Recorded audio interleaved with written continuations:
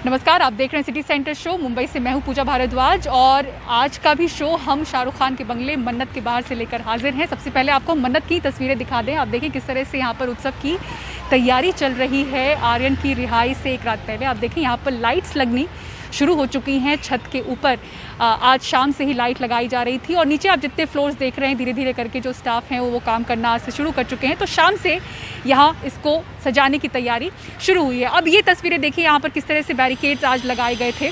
ये मीडिया के लिए ख़ास तौर से ये बैरिकेड्स लगाए गए थे क्योंकि रोड ब्लॉक ना हो, क्योंकि मीडिया कवरेज देखते हुए तमाम जो प्रशंसक हैं शाहरुख खान के वो यहाँ पर इकट्ठा हो जा रहे थे, रोड की तरफ इकट्ठा हो रहे थे।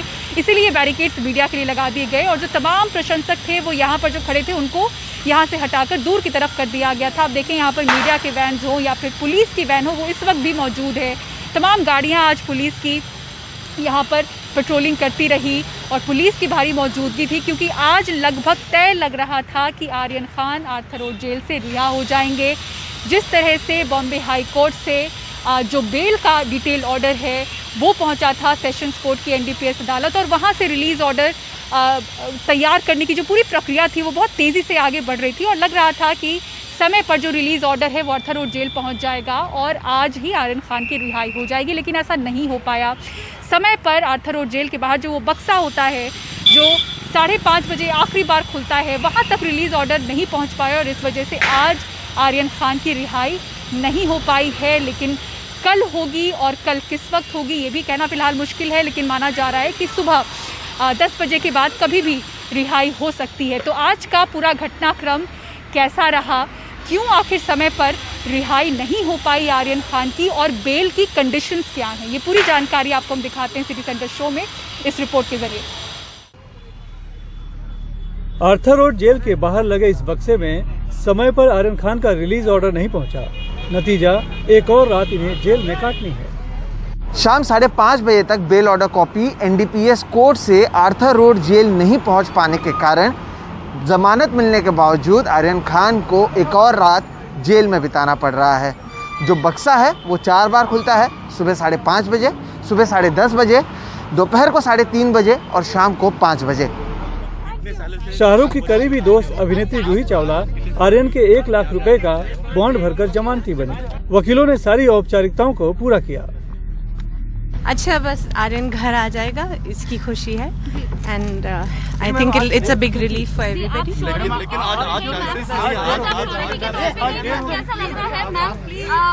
क्या प्रक्रिया नहीं, वो सब रहने दीजिए, but the main thing is बस अब बच्चा घर आ जाएगा। बिल्कुल। Thank you. शाहरुख खान की गाड़ी मन्नत से 3:40 के करीब रवाना हुई। अंत तक लगा शायद रिलीज शुक्रवार को ही मुमकिन हो, पर हो न सका। जेल अधीक्षक ने कहा नियम सबके लिए एक समान है। आर्यन को जमानत जो मिली है वो कई शर्तों के साथ मिली है। पहले तो उन्हें अपना पासपोर्ट जमा कराना है, दूसरे हर शुक्रवार में एनसीबी दफ्तर में जाकर हाजिरी देनी है, तीसरे वो मुंबई छोड़कर बाहर नहीं जा सकते, अगर जाना चाहते हैं तो जांच अधिकारी से इजाज़त लेनी होगी, चौथा देश छोड़कर वो नहीं जा सकते हैं, उसके लिए उन्हें अदालत से इजाज़त लेनी होगी, पाँचवा इस संबंध में मीडिया से बात नहीं करनी है उन्हें, चौथा केस से जुड़े हुए लोगों से संपर्क नहीं करना है, सबूतों से कोई छेड़छाड़ नहीं करनी है और अगर इस तरह की किसी भी गतिविधि में फिर से वो पाए जाते हैं या फिर कहीं शर्तों का उल्लंघन करते हैं तो जो जांच अधिकारी है यानी कि एनसीबी है उनकी जमानत खारिज करने के लिए अदालत भी जा सकती है। इधर शाहरुख के बंगले मन्नत के बाहर फैंस शनिवार को फिर से डेरा डालने को तैयार हैं। सच शायद जब बाहर आएगा तो सबका मुंह बंद हो जाएगा जो भी पॉइंट कर रहे हैं। हम इधर आ रहे हैं शाहरुख को सपोर्ट करने, हम शाहरुख के फ़ैन हैं तो हम बोलना चाहेंगे we love him and we know he will come overcome all these things. Shahrukh sir जाहिर सी बात है एज अ फादर उनको अच्छा फील नहीं हो रहा होगा इतने टाइम से, वो सब कोई फील कर सकता है उसको और हम एज अ फ़ैन जो उनसे बहुत मोहब्बत करते हैं, उनकी ज़िंदगी को मतलब हमने फॉलो किया है, उनकी लाइफ के बहुत सारे जो चीज़ें हैं वो हमने अडॉप्ट की अपनी लाइफ में, तो उनके लिए हम हमेशा खड़े हैं।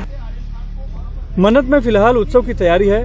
बंगले को लाइट से सजाने की तस्वीरें कैमरे में कैद हुई हैं। मुंबई से कैमरामैन अल्ताफ और अपने सहयोगी पूजा भारद्वाज, सोहित मिश्रा के साथ सुनील सिंह, एनडीटीवी इंडिया के लिए। तो शाहरुख खान के बंगले मन्नत के बाहर की बैरिकेड्स हमने आपको दिखाई है। अब किसान आंदोलन के बैरिकेड्स की बात करते हैं। सुप्रीम कोर्ट के दखल के बाद टिकरी और गाजीपुर बॉर्डर का बंद रास्ते को खोलने की संभावना यहाँ पर बनती हुई दिख रही है, क्योंकि दिल्ली पुलिस ने बैरिकेड्स और जो सीमेंट वॉल है उसको हटाना शुरू कर दिया है। लेकिन रास्ता कब तक पूरी तरह से खुल पाएगा कहना मुश्किल है। रविश रंजन शुक्ला की ये ग्राउंड रिपोर्ट देखिए। गुरुवार शाम को अचानक दिल्ली पुलिस ने टीकरी बॉर्डर के 9 लेयर के सुरक्षा घेरे को खुद ही तोड़ना शुरू किया। सुबह होते होते पुलिस ने बैरिकेड्स, लोहे की इस तरह की कीलें, बड़े सीमेंट बॉक्स और कंटेनर को किनारे लगा दिया। अब बची है सिर्फ ये मजबूत कंक्रीट वॉल। इसको तोड़ने के बाद दिल्ली से बहादुरगढ़ और झज्जर जाने का रास्ता हल्के वाहनों के लिए खुल जाएगा। ये जो रास्ता है, ये जो सड़क है, ये NH9 है, दिल्ली रोहतक राष्ट्रीय राजमार्ग है। और जो झज्जर से दिल्ली की ओर जाता है उस पर आप देखिए कि ये किसानों का यहाँ पर मंच लगा हुआ है। तो फिलहाल इस रास्ते को नहीं खोला जाएगा। फिलहाल दूसरे साइड के रास्ते को खोलने की अभी बातचीत चल रही है। फिलहाल एक तरफ का रास्ता खोलने पर टीकरी बॉर्डर पर धरने पर बैठे किसानों को भी कोई आपत्ति नहीं है। नहीं कोई दिक्कत नहीं, बस जो खोल दिया है पहले वो जेडे किले गड्ढे है ना वो पटना। हाँ सानू कोई दिक्कत नहीं, असि खुला छड्या हुआ रास्ता। कोई दिक्कत नहीं, हमें खुशी है। हमने कभी भी रास्ता ना रहा, रास्ता तो दिल्ली पुलिस ने रखेगा। टीकरी बॉर्डर पर महीनों से पेट्रोल पंप और कई दुकानें बंद पड़ी हैं। रास्ता खुलने की खबर से दिल्ली से बहादुरगढ़ की फैक्ट्रियों में काम करने जाने वाले हजारों लोग और कारोबारी भी खुश हैं। यहाँ 1 साल हो गया, इधर उधर काम कर रहा हूँ, छोटा मोटा मिल जाता है। घर में परेशानी थी, हो सकता है रोड खुल जाएगा तो काम फिर पहले की तरह चल जाएगा।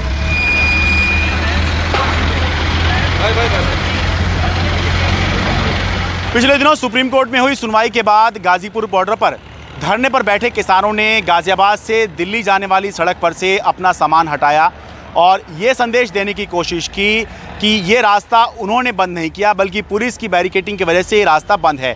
तो अब आज दिल्ली पुलिस ने भी इस रास्ते पर से बैरिकेटिंग हटाने की प्रक्रिया शुरू की और ये दिखाने की कोशिश की कि रास्ता खोलने के प्रति उसका रवैया भी अड़ियल नहीं है।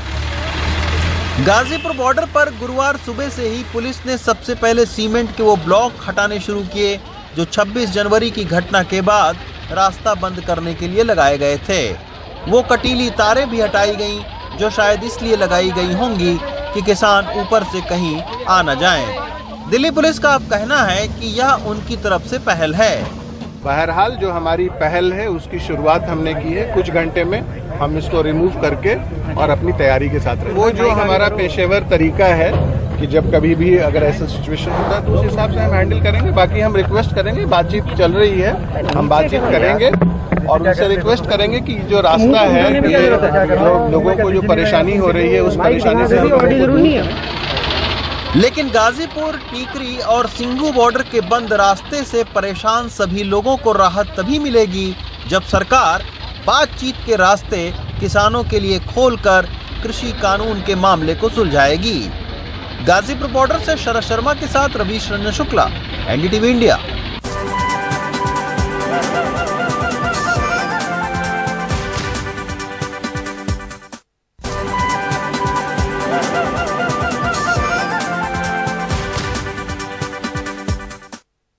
और डेंगू के बढ़ते मामलों को लेकर देश का बुरा हाल है। देश की राजधानी दिल्ली के अस्पतालों में ऐसे मरीजों की संख्या लगातार बढ़ती जा रही है। हालात कितने ख़राब हैं ये इस बात से ही आप अंदाज़ा लगा सकते हैं कि कई परिवारों में सभी सदस्य बिस्तर पर पड़े हैं, अस्पतालों में भर्ती हैं। परिमल कुमार की रिपोर्ट देखिए। लोकेश का पूरा परिवार बीमार है। माँ, 2 भाई बहन, सबको डेंगू हुआ है। जयपुर में काम करने वाला अलीगढ़ का लोकेश बीमार परिवार को देखने गया और डेंगू की चपेट में खुद भी आ गया। बेहतर इलाज की उम्मीद अलीगढ़ से दिल्ली खींच लाई। मेरी फैमिली में 4 मेंबरों को डेंगू है, जिनमें से 3 का इलाज यहाँ पे चल रहा है। क्या कहेंगे, वहाँ पर अलीगढ़ से हैं, वहाँ इलाज? जी सर, मैं अलीगढ़ से हूँ, लेकिन वहाँ पे मेडिकल वगैरह में कोई सुनवाई नहीं है और उसका जो मलखान सिंह अस्पताल है उसमें तो सर इलाज ही नहीं है। भवनपुरा के करतार नगर की फिरदौस भी अकेले बीमार नहीं है। परिवार और पड़ोसी सब डेंगू की चपेट में हैं। गौरव की तो 12वीं की परीक्षा थी, पर अस्पताल के बिस्तर पर हैं। घर में तो 6-7 लोग हैं जो सबको हुआ है, और बड़ी वाली एक लड़की है, उनका भी प्लेटलेट बहुत कम हो गया था। और जहाँ पे रहती हैं उस इलाके में उस इलाके में तो कम से कम 10-15 लोग हो गए पूरे गली में जी। अचानक बढ़े मरीजों ने अस्पताल की मुसीबत भी बढ़ाई है।